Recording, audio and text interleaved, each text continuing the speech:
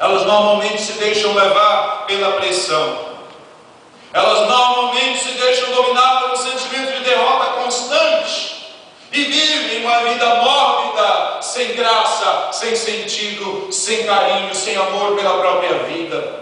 Quantos ao longo da sua vida têm tentado cessar o seu sofrimento de maneiras diversas, sem saber nem mesmo para onde ir, porque se deixaram levar pelas pressões da vida? Quantos gritam pelas esquinas agora mesmo? Este é o período em que mais pessoas descem a cova, sem esperança de ver Deus, porque elas se deixam levar pela pressão que está sobre os seus ombros. Muitas pessoas nesse momento, enquanto você está aqui sentado, cultuando a Deus, estão tirando as suas vidas, porque elas acreditam que para ela não há mais esperança, que para ela não há mais solução, que para elas não tem mais amor. Ninguém tem amor para elas, ninguém tem respeito, ninguém tem consideração. A palavra de Deus, ela é pregada aos cantos das ruas. Nos últimos anos, as igrejas têm saído das esquinas e se guardado dentro das quatro paredes. Está na hora de uma igreja cheia do Espírito Santo de Deus começar a sair pelas esquinas, pelos valados, pelos lugares sombrios e ir buscar as almas que estão indo para o inferno. Aleluia! O hino da harpa cristã, tão desprezado muitas vezes, diz assim: muitos são os que vão expirando sem ter esperança de ver Deus. Vai depressa lhes anunciando que Jesus o leva para os céus. Está na hora de você sair em busca dos perdidos sem esperança e não se entregar diante das tuas lutas, se curvar. A segunda maneira que as pessoas normalmente reagem, elas se agarram a um propósito e uma missão e se envolvem nela até que elas sejam finalmente alcançadas.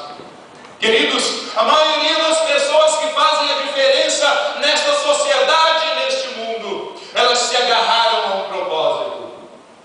Eu me agarrei a um propósito quando eu tinha 8 anos de idade. Eu me lembro daquela sexta-feira, culto de oração e doutrina, mas eu estava lá com a minha mãe. E quando o pastor faz o convite, eu já me senti um pecador, eu já sabia o que era a cabeceira de Jesus e eu já o amava. Então eu corri para o palco e onde o pastor estava, me curvei ali naquela almofada que eu lembro que era uma almofada cor de vinho, no altar onde nós nos dobrávamos o joelho e tinha uma pequena cerquinha feita de madeira, e ali mesmo me curvei, entreguei a minha vida ao Senhor e agarrei-me à missão de levar o Evangelho e pregar a tantos quantos eu puder alcançar por todos os meios possíveis, e tenho levado muitas almas para a glória de Deus. Meu amado, que este ano de 2010 você vai colocar nesta urna, nesta réplica de uma arca, uma lista de propósitos e planos que você tem. Agarre-se a estes planos, agarre-se a estes propósitos e faça com que eles sejam uma realidade na sua vida. Este é o ano, este é o período do ano em que as pessoas mais fazem clamores e compromissos com Deus, que elas não têm nenhum interesse em cumpri-las. É na virada do ano que a maioria das pessoas fazem declarações como esta: durante o ano de 2009, a minha vida foi um fracasso espiritual.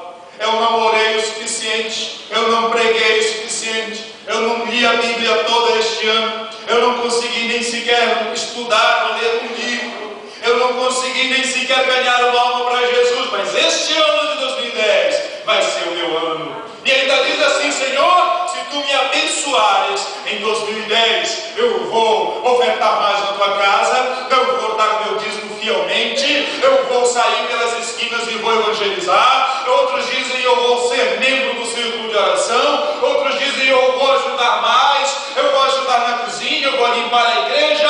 E começam a fazer propósitos e promessas, dizendo: se tu me abençoares. Mas a maior bênção que você já pôde receber, ela chegou muito antes de você, muito antes da tua existência.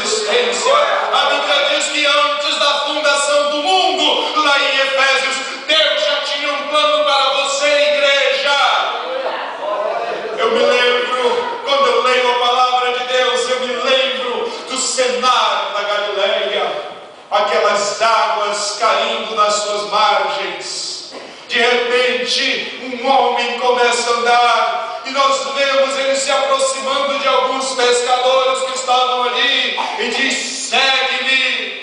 E ali saíram alguns pescadores seguindo a ele, e ele dizia assim: eu vos fareis pescadores de homem. E depois este mesmo homem, ele desce a uma cidade e prega o evangelho. Ele vai em sinagogas e anuncia o ano da glória, o ano aceitável do Senhor, o dia da redenção, o dia da salvação. Ele oferece a salvação pela graça, ele sobe ao Calvário, dá sua última gota de sangue, mas ele não para por aí.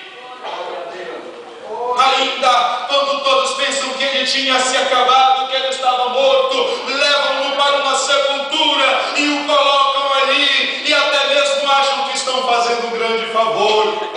Eles sepultam o nosso Jesus, mas ao terceiro dia, segundo a sua palavra, ele tinha que terminar a sua missão. A sua missão não acabou no Calvário, ele consumou no Calvário o sacrifício, mas o gozo da salvação ainda estava por vir. Naquela manhã gloriosa, quando a mulher caminhava com incenso para ungir o corpo de Jesus, e ela, ao entrar na sepultura, ela vê que está vazio, e o seu coração desmaia de terror e de desespero, e ela começa a chorar. Mas Deus providencia uma resposta para ela. Quando ela vê aquele anjo, ela diz assim: onde está o meu Senhor? E ele pergunta: por que tu procuras o vivente entre os mortos? Não está aqui, mas ressuscitou.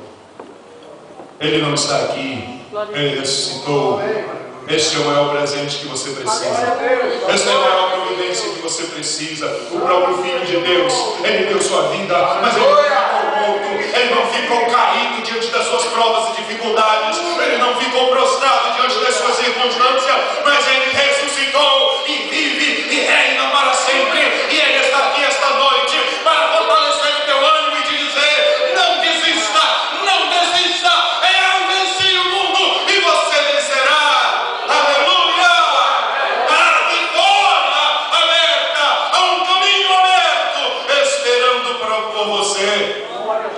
Há uma nova esperança no horizonte, um Senhor ressuscitado vivo que reina para sempre, aguarda por você. Este ano de 2010 será um ano de novos propósitos, um ano de novas metas. Irmãos, a palavra de Deus nos mostra que Paulo, mesmo estando naquelas circunstâncias, ele não se deixou levar pela situação, mas ele levantou-se mesmo naquele momento e começa a usar o único recurso que estava à sua disposição. Qual era o recurso que estava à disposição de Paulo? Ele não podia sair pregando, ele não podia sair gritando, ninguém ouviria sua voz de longe das cadeias, mas assim mesmo ele pregava para toda a guarda pretoriana, ele anunciava para todos os soldados o Evangelho, ele mostrava Jesus, e dentro daquela elite de soldados, muitos se converteram e o Evangelho de Cristo foi pregado entre eles. Mas ele não parou por aí. Paulo diz assim: me dê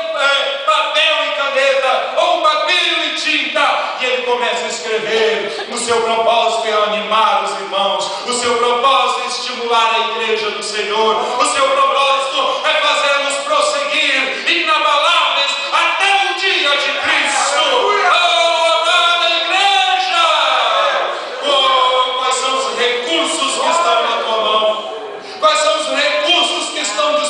Para você, quantos estão utilizando a internet para evangelizar? Quantos estão utilizando uma câmera, filmando mensagens e levando para que os outros possam assistir? Use todos os meios disponíveis, não fique desencorajado. Você pode dizer assim: está faltando recurso financeiro, nós não temos todos os recursos. Use uma câmera, olhe para o pastor desta igreja, dando suporte para que essa igreja cresça. Olhe para o Claudecir e para o seu companheiro fiel, que eu esqueci o nome, sorry.